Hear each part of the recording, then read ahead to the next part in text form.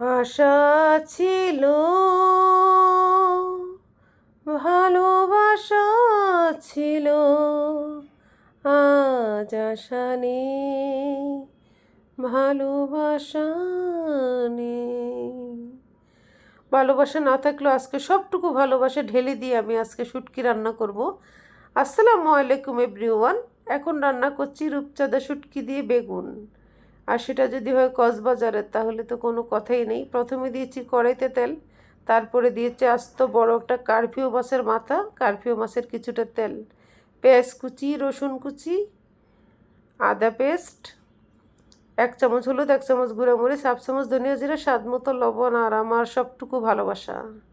সাথে একটু পানি দিয়ে কষিয়ে নিয়েছি। এখন দিয়ে দিচ্ছি বেগুনগুলি।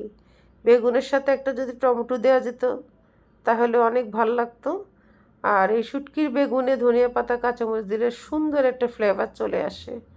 কিন্তু আমি চাইনিজের আইটেমগুলি করতে যাই কাঁচামরিচ শেষ করে ফেলেছি, আর ধনিয়া পাতা আজকে বাসায় নেই। জীবন যখন যেমন, আসলে জীবনটা জানি কেমন। তারপরও এত সুন্দর একটা ফ্লেভার আসতেছে রূপচাঁদা শুটকির, কী বলবো।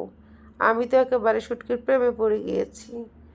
আসলে যারা শুটকি প্রেমী তাদের তো এটা অনেক পছন্দের একটা রেসিপি, আর যারা শুটকি পছন্দ করো না তারা সাইডে থাকো, তাদের খাওয়ার কোনো দরকার নেই। তো বন্ধুরা, সবাই ভালো থেকো, ভালোবাসো, বিরাম, আল্লাহ হাফেজ।